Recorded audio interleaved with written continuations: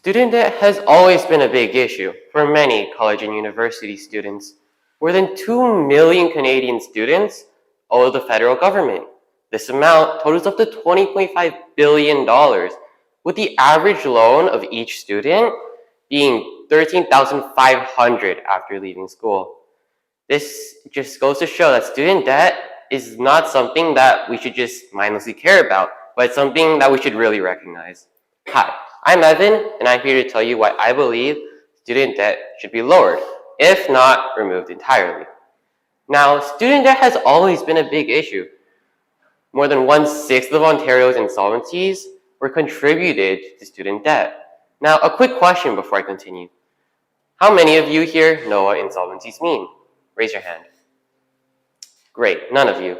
Well, as none of you know what it means, insolvencies mean the inability to pay off one's debts.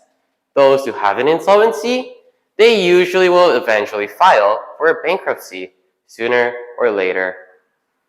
Now, student debt can also contribute to some mental illnesses, such as depression, and sometimes it even may make it difficult to secure a good job. So students, because of this, will work hard not to save up, but instead only attempt to pay off their student loans. When the student debt increases due to interest, students may see a drop in their value, which would only make the debt much harder to pay off. Now, when you have student debt, it also makes it much harder to just enjoy being a student, as each semester, you have to worry about whether or not you'll have enough money to continue on. Now, this is just a big issue, as a Columbia University student even said that they'd either have to marry rich or they'd have to join the military. And chances were they'd probably have to join the military. This would only be putting their life at risk. And now, besides just accumulating interest, student debt will also bring a low credit score. Having a low credit score will make it much harder to earn access to certain lines of credit, such as auto loans, mortgage, or even loans that help pursue a higher degree.